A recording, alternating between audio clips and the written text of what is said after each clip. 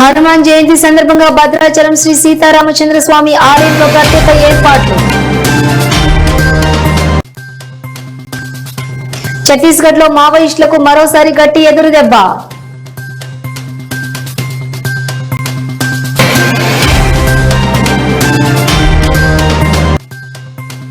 రాజకీయ ప్రచారాలకు తక్కువగా ఖర్చు పెడతానని ప్రపంచ కుబేరుడు ఎలాన్ మస్క్.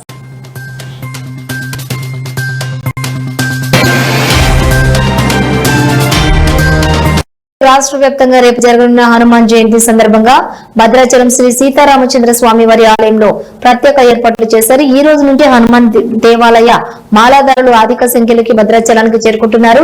పవిత్ర గోదావరి నదిలో పుణ్య స్నానాలు చేసి స్వామివారిని దర్శించుకుని మాల విరమణ చేస్తున్నారు. నిరంతరంగా వచ్చేటటువంటి భక్తుల కోసం అన్నదాన సౌకర్యం కల్పిస్తున్నారు. క్యూ లైన్లలో చల్లటి త్రాగునీరు, మజ్జిగను పంపిణీ చేస్తున్నారు.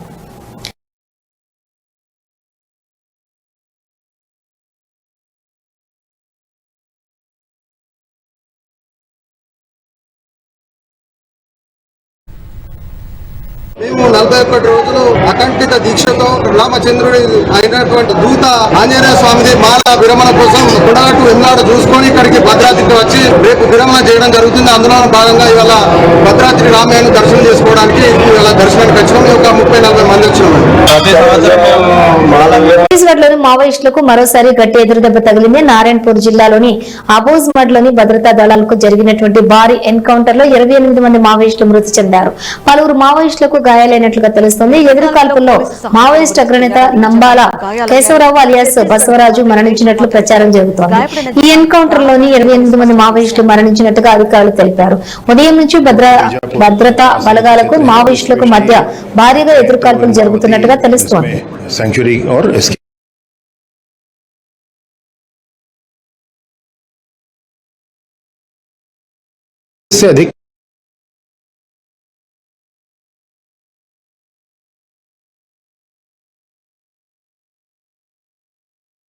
భవిష్యత్తులో రాజకీయ ప్రచారాలకు తక్కువగా ఖర్చు పెడతానని ప్రపంచ కుబేరుడు ఎలాన్ మస్క్ పేర్కొన్నారు. ఖాతర్లో జరిగినటువంటి ఆర్థిక సదస్సులో వీడియో కాన్ఫరెన్స్ ద్వారా మాట్లాడిన ఆయన రాజకీయ ప్రచారాల కోసం ఇప్పటికే చాలా ఖర్చు పెట్టినట్లు చెప్పారు. ఇక నుంచి వ్యాపారాలపై ప్రధానంగా దృష్టి సారిస్తారని వెల్లడించారు.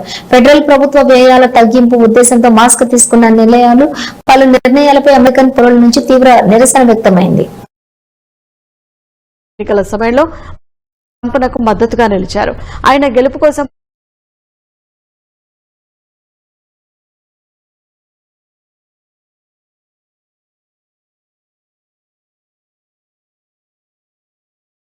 ముఖ్యమంత్రి పర్యటనపై కలెక్టరేట్ లోని సమావేశ మందిరంలోని మంత్రి దామోదర రాజనరసింహ, జహీరాబాద్ ఎంపీ సురేష్ షెట్కర్, నారాయణఖేడ్ ఎమ్మెల్యే సంజీవ్ రెడ్డి, జిల్లా కలెక్టర్ క్రాంతి వల్లూరు, ఎస్పీ పారితోష్ పంకజ్, అదనపు కలెక్టర్ చంద్రశేఖర్ సమీక్ష సమావేశం ఏర్పాటు చేశారు. జిల్లా అధికారులతో సమావేశం ఏర్పాటు చేశారు. ఈ సందర్భంగా మంత్రి దామోదర రాజనరసింహ మాట్లాడుతూ అన్ని శాఖల అధికారులు సమన్వయంతో సీఎం పర్యటన విజయవంతం చేయాలని అధికారులను ఆదేశించారు. జహీరాబాద్ ఎంపీ సురేష్ శేఖర్ మాట్లాడుతూ ముఖ్యమంత్రి జిల్లాకు రావడం చాలా సంతోషమన్నారు. ఈ కార్యక్రమంలో జిల్లా అధికారులు, సిబ్బంది తదితరులు పాల్గొన్నారు.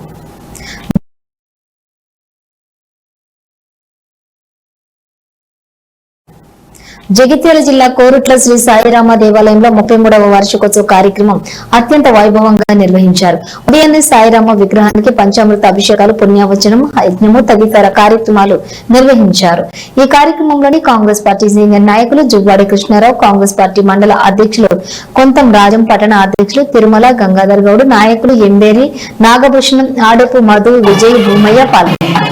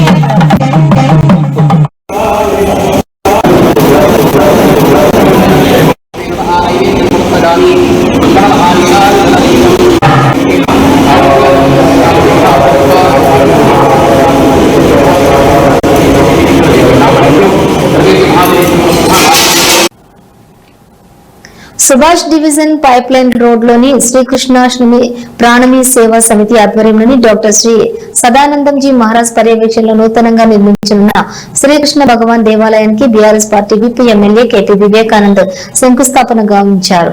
ఈ సందర్భంగా వారు మాట్లాడుతూ భగవద్గీత పఠనం ద్వారా మనలోని చెడును తొలగించుకుని సన్మార్గం వైపు జీవనం విధానం మారుతుందన్నారు.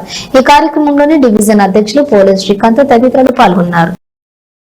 జగిత్యాల పట్టణంలోని మంచినీళ్ల బావి సమీపంలోని గాంధీనగర్ ఏరియా KM 95/756 వద్ద హై లెవెల్ బ్రిడ్జి నిర్మాణాన్ని అధికారులు ప్రారంభించనున్నారు. ఈ పనులు జూలై 31, 2025 వరకు కొనసాగనున్నట్లుగా సంబంధిత శాఖలు ప్రకటించాయి. నిర్మాణ పనుల సందర్భంగా రహదారి పూర్తిగా మూసివేయనుండటంతో వాహనాల రాకపోకలకు తాత్కాలిక మార్గ మార్పులు అమలుకి వస్తున్నాయి. భారీ వాహనాలు నిజామాబాద్ జగిత్యాల బైపాస్ మార్గం గుండా మళ్లించబడుతున్నాయి. తాత్కాలిక సౌకర్యానికి సహనంతో మోపవలసిందిగా అధికారులు కోరారు.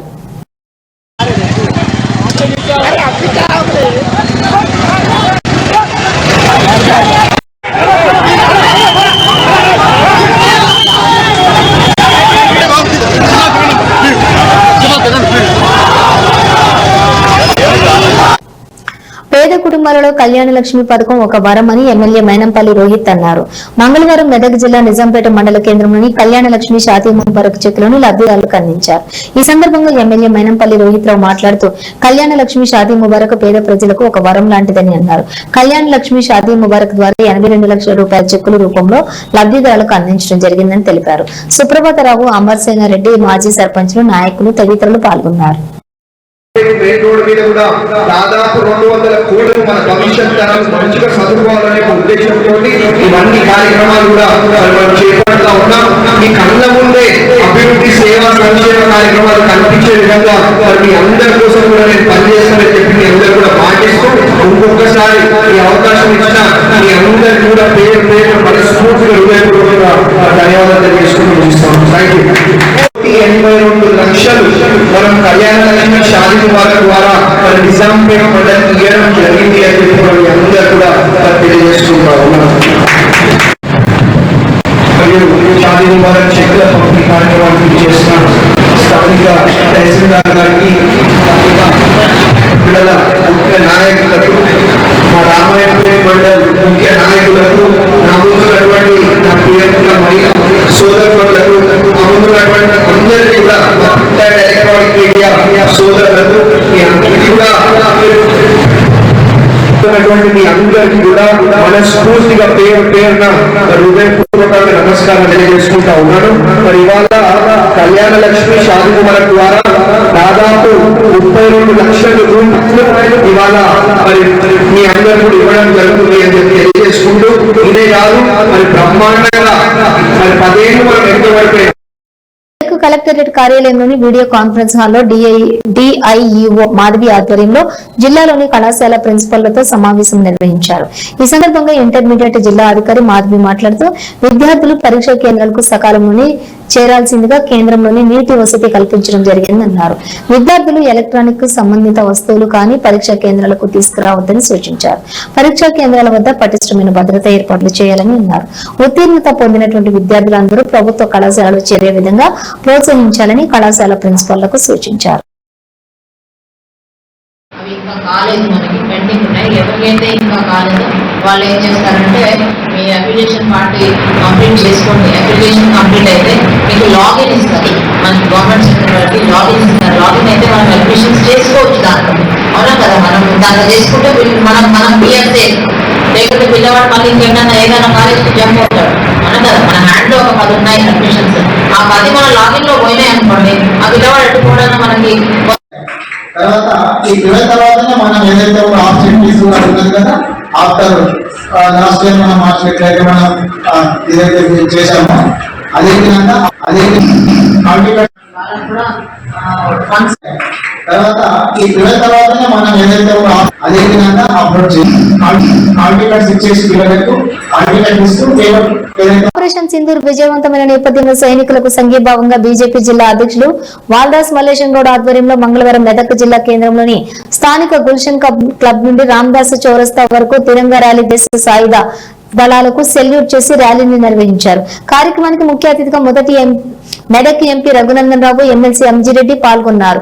బీజేపీ రాష్ట్ర నాయకులు మురళీధర్ యాదవ్, మెదక్ అసెంబ్లీ ఇన్ఛార్జి పంజా విజయ్ కుమార్, జిల్లా మాజీ అధ్యక్షులు గడ్డం శ్రీనివాస్, రామ్ చరణ్ యాదవ్, జిల్లా ప్రధాన కార్యదర్శులు ఎంఎల్ఎన్ రెడ్డి శ్రీనివాస్, పట్టణ అధ్యక్షులు నాయని ప్రసాద్, బీజేపీ శ్రేణులు, కుల సంఘాల నాయకులు ఈ కార్యక్రమంలో పాల్గొన్నారు.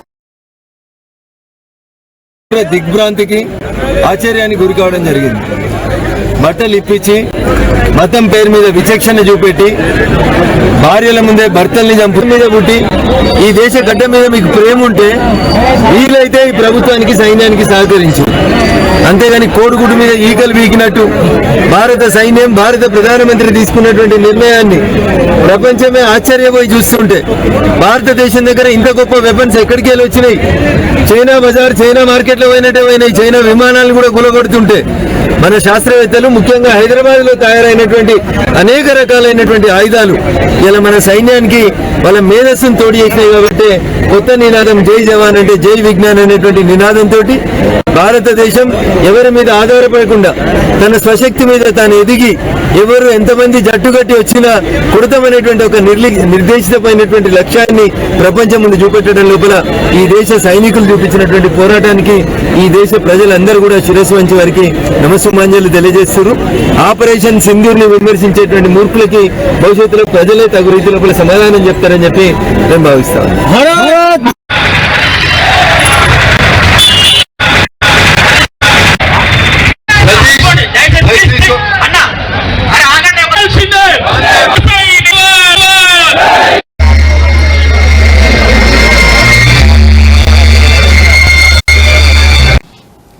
ఖమ్మం నగరంలోని నేను బీజేపీ నాయకులపై జరిగినటువంటి ఘటన వెనుక రోహింగ్యాలు పవర్ స్లీపర్ సెల్స్ ఉన్నారా? జాతీయ ర్యాలీ చేస్తే వారికి వచ్చిన ఇబ్బంది ఏంటని బీజేపీ జిల్లా అధ్యక్షులు నెల్లూరి కోటేశ్వరరావు ప్రశ్నించారు.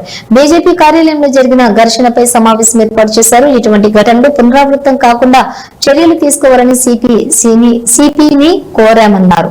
నిన్న బంద్ ప్రకటించాలని అనుకున్నామని పోలీస్ కమిషనర్ సునీల్ దత్ బంద్ వద్దని వారిపై చర్యలు తీసుకుంటామని హామీ ఇచ్చారని, అందుకే బంద్ విరమించుకున్నామని తెలిపారు. బీజేపీ లీగల్ అడ్వైజర్ వెంకట గుప్తాపై మూగుమ్మడిగా దాడికి పాల్పడిన వారిపై కూడా చర్యలు డిమాండ్ చేశారు.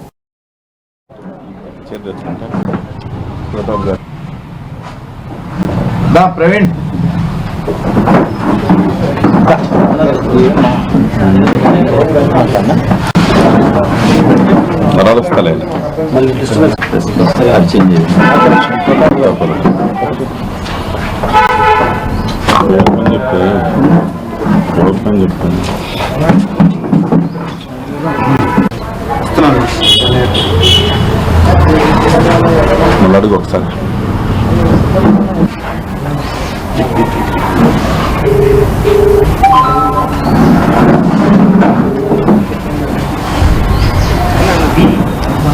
ఎక్కడున్నా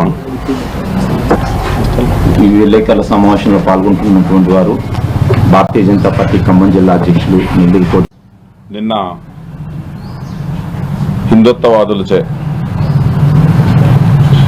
కాశ్మీర్లోని పహల్గాంలో మన హిందూ సోదరులు పై జరిగినటువంటి ఉగ్రవాది దాడులకు బలైపోయినటువంటి మన హిందూ సోదరులు మన యొక్క సోదరీమణుల యొక్కటి మొదటి సింధూరం తుడిచివేయబడి వాళ్ళని మీరు మోడీ గారికి చెప్పుకో అని టెర్రరిస్టులు అన్న నేపథ్యంలో మన భారతమాత ముద్దుబిడ్డ ప్రధాని నరేంద్ర మోడీ గారు త్రివిధ దళాల సైన్యాధిపతులందరూ కలిసి పాకిస్తాన్లోని పాక్ ఆక్రమిత కాశ్మీర్లోని ఉన్నటువంటి తీవ్రవాద శిబిరాలపైన ఖచ్చితత్వంగా దాడులు చేసి వాటి యొక్క స్థావరాలను మొత్తం నిర్వీర్యం చేశారు. ఈ దాడులకు ప్రతిదాడులుగా పాకిస్తాన్ కూడా మన పైన డ్రోన్లు మిసైల్ పంపించింది. కానీ మన రక్షణ రంగం S-400తో మనం వాటిని గాల్లోనే పూర్తిగా నిర్వీర్యం చేసి భారతదేశానికి ఎటువంటి నష్టం లేకుండా చూసుకున్నాం. ఇంకా వాళ్ళు అలాగనే డ్రోన్లు ప్రయోగిస్తున్న క్రమంలో భారత్ వాళ్ళ యొక్క రక్షణ వ్యవస్థ మీద, ఎయిర్ బేస్ల మీద క్షిపణులతో దాడి చేసింది. వాళ్ళ రక్షణ వ్యవస్థ మొత్తం నిర్వీర్యం అయిపోయింది. దీంతో కాళ్ళబేరానికి వచ్చినటువంటి పాకిస్తాను ఆపరేషన్ సింధూర్ కాల్పుల విరమణ చేయమని మన్ని బతిమిలాడుకున్న నేపథ్యంలో మనం తాత్కాలికంగా ఆపరేషన్ సింధూర్ కాల్పులు విరమించాం. ఈ నేపథ్యంలో ఇంతటి మహా విజయాన్ని సాధించినటువంటి త్రివిధ దళ సైనికులకు, భారత ప్రభుత్వానికి ధన్యవాదాలు చెప్తూ భారతీయ జనతా పార్టీ దేశం మొత్తం కూడా ప్రతి ఒక్క డిస్టిక్ హెడ్ క్వార్టర్లో తిరంగా ర్యాలీలు చేయమన్నారు. అన్ని పార్టీల వాళ్ళని కలుపుకొని అన్ని కులాల వారిని, వ్యాపారస్తుల్ని, మేధావుల్ని, సైనికులని, మహిళల్ని, రైతులని, అన్ని వర్గాల ప్రజలను కలుపుకొని శాంతియుత ర్యాలీగా మన సైనికులకు ధన్యవాదాలు చెప్పేటటువంటి ర్యాలీ ట్యాంక్ బండ్ నుంచి సర్దార్ వల్లభాయ్ స్టేడియం వరకు ర్యాలీ తీస్తున్న క్రమంలో వేలాది మంది జాతీయవాదులు ఈ యాత్రలో పాల్గొని ప్రశాంతంగా జరుగుతున్నటువంటి ర్యాలీలో అందరూ కూడా ఒక భావోద్వేగానికి లోనయ్యి మన దేశం కోసం సైనికులు పోరాడినటువంటి విధానాన్ని పరవశించి జయహో భారత్ నినాదాలతో యాత్ర సాగుతున్న నేపథ్యంలో Illinda cross road, 2 town police station opposite Illinda cross road వరకు యాత్ర వచ్చిన నేపథ్యంలో జెడ్పీ నుంచి కోర్టు వరకు వెళ్ళేటువంటి వాహనాలను అక్కడ యాత్రకు అడ్డు రాకూడదని ఒక ట్రాఫిక్ కానిస్టేబుల్ గారు ట్రాఫిక్ ఆపారు అక్కడ వెహికల్స్ని. అక్కడ ఉన్నటువంటి 2 ముస్లింలు యువకులు ఒక బండి మీద వచ్చి, మాకు అర్జెంట్ పని ఉంది, మేము వెళ్ళాలి, మేము యాత్ర మధ్యలో నుంచి వెళ్తామని వాళ్ళతో వాదనకు దిగారు.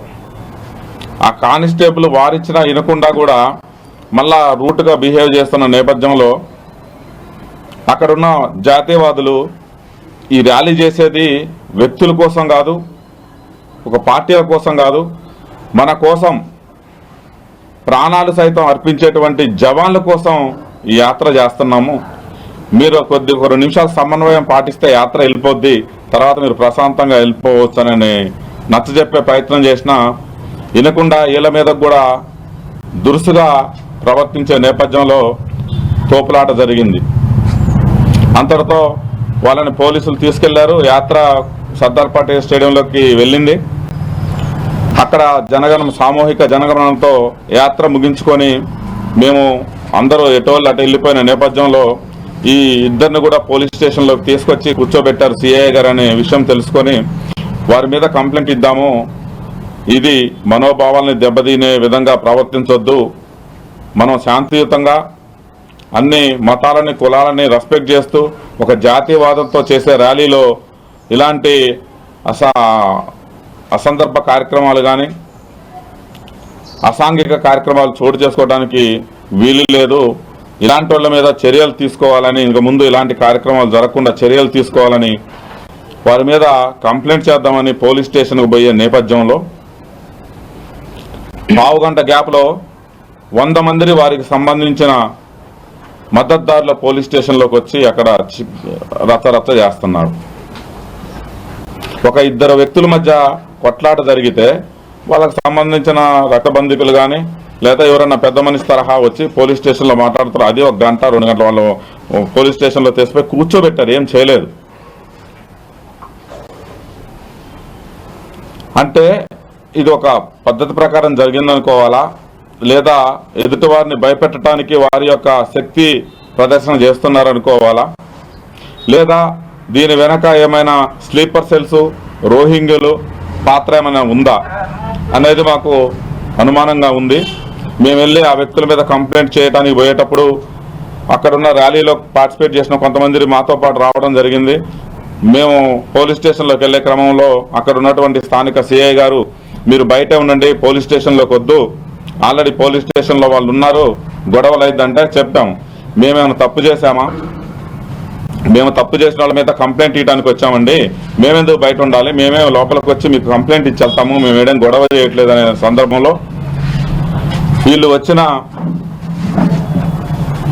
వీరు వచ్చి మేము అందరం అక్కడికి చేరుకునేసరికి అవతల కూడా వాళ్ళు భావయుద్ధంతో వీళ్ళంతా చూస్తాం, రేపటి నుంచి మీకున్నదే అని మా కార్యకర్తల్ని బెదిరియడం జరిగింది. మేము లోపలికెళ్ళి ఏసీపీ గారితో సిఐ గారితో మాట్లాడి మేము పోలీసుల వ్యవస్థను గౌరవిస్తాము, ఖమ్మంలో శాంతి భద్రతలు మాకు ముఖ్యం, మేము ఇంతవరకు కూడా ఎలాంటి గొడవలు చేయలేదు, ఇలాంటి సామూహిక దాడులు కూడా మేము ఎప్పుడు ఎక్కడ చేయలేదు, మేము కార్యకర్తలు వచ్చారు, ఇక్కడ ర్యాలీలో ఉన్నారు కాబట్టి మా కార్యకర్తలు వచ్చారండి, వాళ్ళను కూడా మేము బయటికి పంపిస్తామని మాతో వచ్చిన కార్యకర్తలందరినీ కూడా మేము వెళ్ళిపోమని చెప్పడం జరిగింది.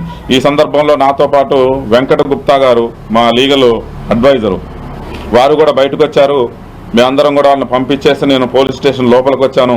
వారు క్రాస్ రోడ్లో వాళ్ళ శ్రీమతి గారు ఉందని వారిని పంపించి రావడానికని క్రాస్ రోడ్డుకి వెళ్ళిన క్రమంలో మూకుముడిగా రౌడీల లెక్క దాడి చేశారు వారిపైన, వారికి గాయాలు పాలైన. మీరు ఖమ్మం సిటీని శాంతి భద్రతలకు ఇంత విఘాతం కలిగించుకుంటూ ఒక ఇద్దరు వ్యక్తుల మధ్య జరిగినటువంటి చిన్న ఘర్షణని ఇంత తీవ్ర స్థాయికి తీసుకొచ్చారు. దీని వెనక రోహింగ్లు ఉన్నారా లేదా స్లీపర్ సెల్స్ ఏమైనా పనిచేస్తున్నాయా? మనం జాతీయ ర్యాలీ చేస్తే మీకేంటి ఇబ్బంది? ఒక 2 నిమిషాలు మీరు ఆగలేరా? ఏమైనా అంబులెన్స్ ఉందా? ఎవరికైనా ప్రాణాపదలోకి వచ్చారంటే మేమే దారిస్తాం. ఈ రెచ్చగొట్టేటువంటి ప్రయత్నాలు ఎందుకు చేయాలి? మేమెంత సమన్వయంతో ఉన్నా కానీ ఒకేసారి 200-300 మంది ఆడ గుమ్ముగూడి మా కార్యకర్తలకు వ్యతిరేకంగా, పార్టీకి వ్యతిరేకంగా, జాతీయవాదులకు వ్యతిరేకంగా నినాదాలు ఇస్తే ఖమ్మంలో ఉన్న మెజార్టీ ప్రజల ఏమి కావాలి? భయభ్రాంతులకు గురి 18న చార్మినార్ ప్రాంతంలోని గుల్హాన్ హౌస్ వద్ద జరిగినటువంటి ఫైర్ ఇన్సిడెంట్ లోని 15 మంది చనిపోవడం చాలా బాధాకరమని రాష్ట్ర బాలల హక్కుల పరిరక్షణ కమిషన్ చైర్పర్సన్ కొత్తకోట సీతా దయాకర్ రెడ్డి అన్నారు. మంగళవారం అగ్ని ప్రమాద సంఘటన జరిగిన ప్రాంతాన్ని కమిషన్ సభ్యులతో కలిసి ఆమె సందర్శించి జరిగినటువంటి సంఘటన చాలా బాధాకరమన్నారు.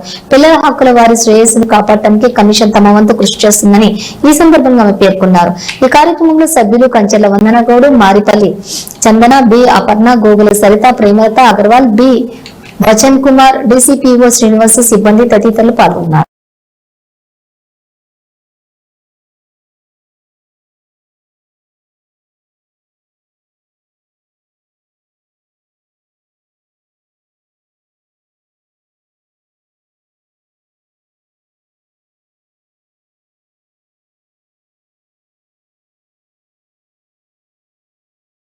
పెద్దపల్లి జిల్లా ధర్మారం మండలంలోని బొమ్మారెడ్డిపల్లి గ్రామానికి చెందిన గొర్రెల కాపర్లను ఆదుకుని వారికి భరోసానిచ్చి అండగా నిలిచి తక్షణమే ఆర్థిక సహాయం అందించాలని కలెక్టర్ ని కోరిన గొర్రెల కాపర్లు సంక్షేమ సంఘం రాష్ట్ర అధ్యక్షులు పోచబోయిన శ్రీహరి యాదవ్, ప్రధాన కార్యదర్శి మారం తిరుపతి యాదవ్, అఖిల భారత యాదవ్ మహాసభ పెద్దపల్లి జిల్లా అధ్యక్షులు మేకల మల్లేశం యాదవ్, ప్రధాన కార్యదర్శి వేల్పుల నాగరాజు యాదవ్ బాధితులతో కలిసి కలెక్టర్ ని కలిసి వినతి పత్రాన్ని అందజేశారు.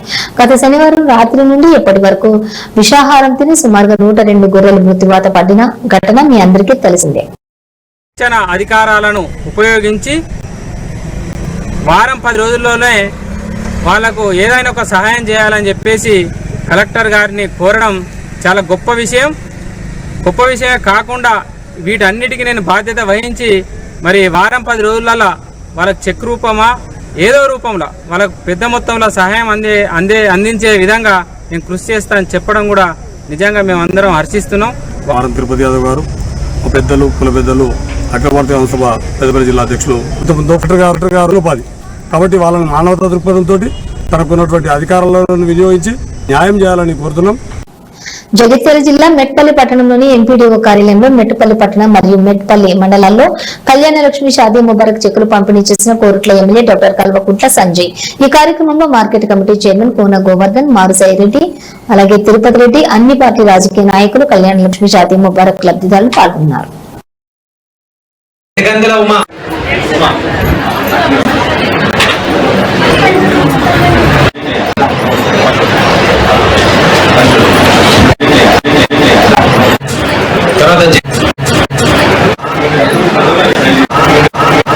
చౌలమర్తి గ్రామం బాదిని నర్సు గట్టుబట్టలకు రావాలి ఆలోచన, గొప్ప ఆలోచన అనేది ఇవన్నీ వచ్చింది. బాధ ఇవ్వాలి నాకు. అందుకే నేను నిజంగా చెప్తున్నా, 18 నెలల్లో నేను సాధించగలిగింది ఒకటి నిజాయితీగా బతికిన అంతే తప్ప మిగతా అన్ని కూడా ఎక్కువ పనులు చేయలేకపోతున్నాను. ఎందుకంటే ఆలోచన వస్తుంది ఈ కొత్త రాష్ట్ర ప్రభుత్వానికి. కొట్లాడితేనే ఎవరు ఎక్కువ కొట్లాడితే మా మీద కేసులు పెడతారు. సరే అయినా కూడా భయపడేది లేదు, ఎవరికి కూడా ఎంతో పోయేది లేదు. తప్పకుండా మీకోసం కొట్లాడతాం.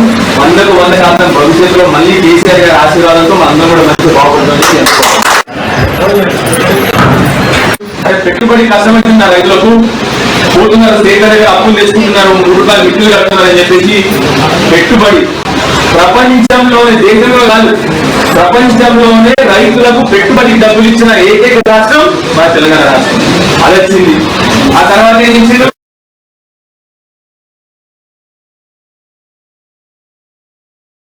వర్షాకాలం సమీపిస్తున్న వెల్లుల్ల పెద్ద చెరువు మరమ్మతులకు నోచుకోవటం లేదని వెల్లుల్ల మత్స్య పారిశ్రామిక సహకార సంఘం అధ్యక్షులు కాంతి హరికుమార్ ఆరోపించారు. మంగళవారం సంఘ సభ్యులందరితో కూడా తరలివచ్చి మెట్పల్లి ఆర్జీఓకు వినతి పత్రం సమర్పించారు. అనంతరం వారు మాట్లాడారు. దశాబ్ద కాలంగా శిథిలావస్థకు చేరినటువంటి పెద్ద చెరువు ప్రధాన తూము, మినీ తూములను మరమ్మతులు చేసి వాటిని పునరుద్ధరించాలని గత కొంతకాలంగా సంబంధిత ఎస్ఆర్ఎస్పీ అధికారులకు వినతి పత్రాలు సమర్పించినా చలనం లేదని మండిపడ్డారు. 100 ఎకరాల ఆయకట్టుకు సాగునీరు అందించే పెద్ద చెరువుపై స్థానిక మత్స్యకారులు చేపలు పట్టి జీవనోపాధి పొందుతున్నారని అన్నారు. ఈ కార్యక్రమంలోని పాలకవర్గం కమిటీ సభ్యులు టేలా రాజయ్య తదితరులు పాల్గొన్నారు.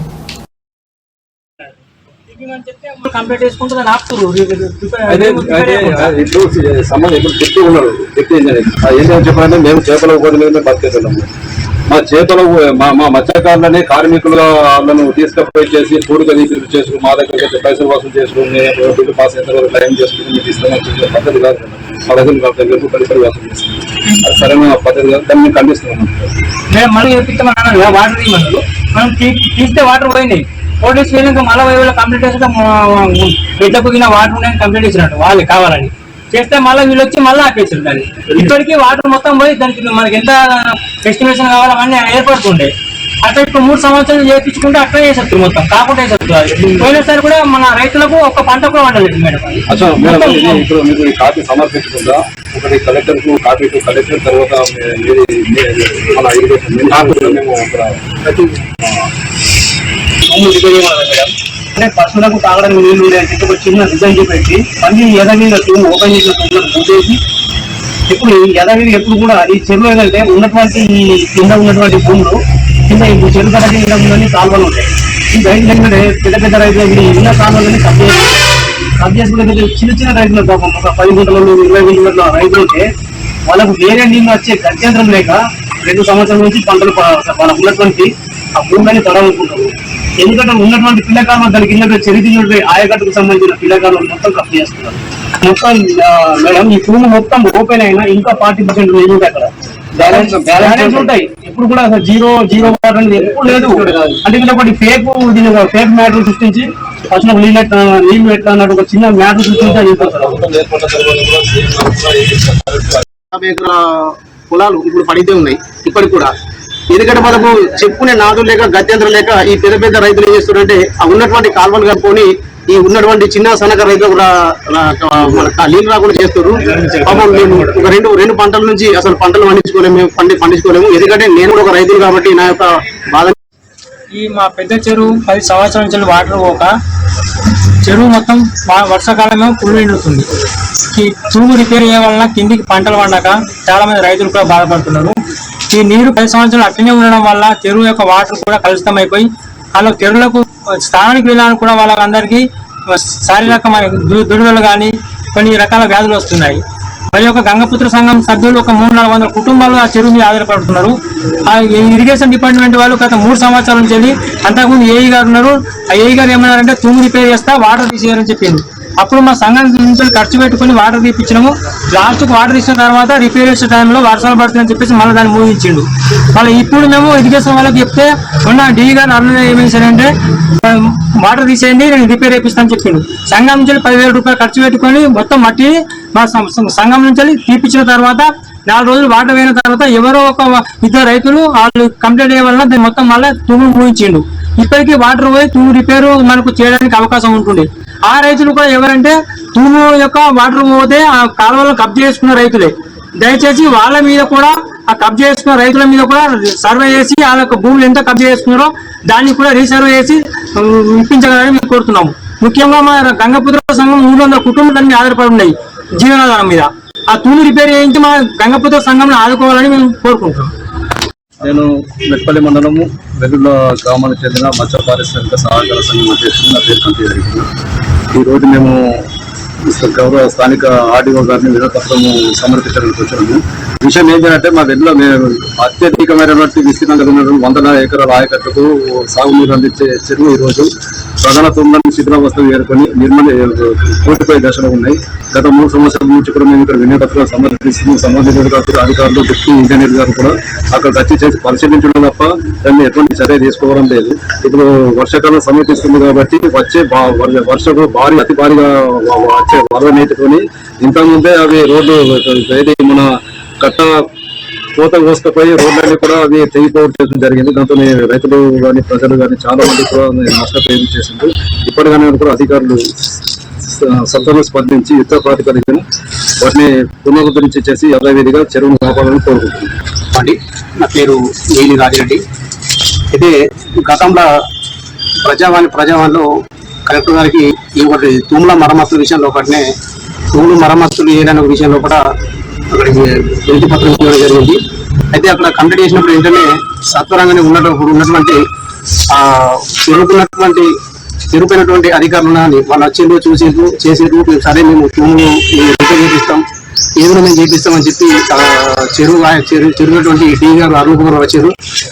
ఇది చేపిస్తామని చెప్పి వారు కూడా వచ్చి ఈ పైన మట్టి పూడిక మట్టి కూడా 2 రోజుల కింద 10 రోజులు సుమారుగా 10 రోజుల క్రితం ఈ గంగపుత్ర రంగం ద్వారా వాళ్ళ ద్వారానే ఇప్పుడు ఎవరైతే గతంలో ఈ చెరువు ఈ తూములు ఎవరైతే మట్టి పోసిండ్రో ఆ మట్టి కూడా వీళ్ళ సంఘం తరపునే వీళ్ళే సంఘం సభ్యులు వాళ్ళు తీసేసిన తర్వాత తీసిన వెంటనే అక్కడ ఉన్నటువంటి కొంతమంది ఎవరైతే చెరువు కట్ట కింద ఈ చెరువుకు సంబంధించినటువంటి ఈ పిల్ల కాలువల ద్వారా అయితే గతంలో వాడినటువంటి పిల్ల కాలువని ఎవరెవరైతే కబ్జా చేసుకున్నారో ఆ కబ్జా చేసుకున్న రైతులు ఏంటంటే ఈ తూములు రిపేర్ చేస్తే ఉన్నటువంటి నీళ్లు రేపు మా ఇళ్ళకి వస్తే మా పంటలు పాడైపోతాయి అన్న ఉద్దేశం కోరి మళ్ళీ తెచ్చి దాని మీద తూములు మూసేసి అందులో మట్టి పోయడం జరిగింది.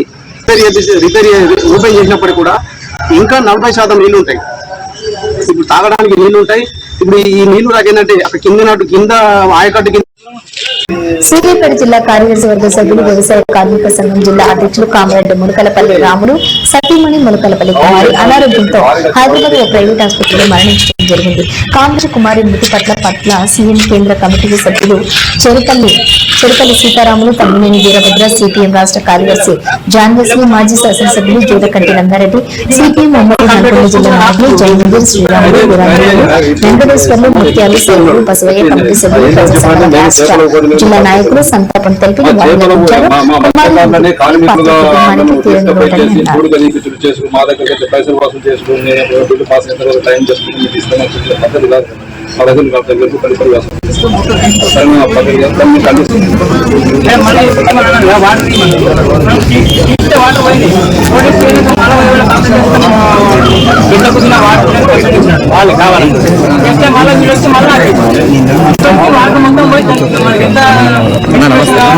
ఏర్పడుతుండే అట్లా ఇప్పుడు 3 సంవత్సరాలు చేయించుకుంటే అట్లా చేసేస్తారు మొత్తం కాకుండా పోయినసారి కూడా మన రైతులకు ఒక పంట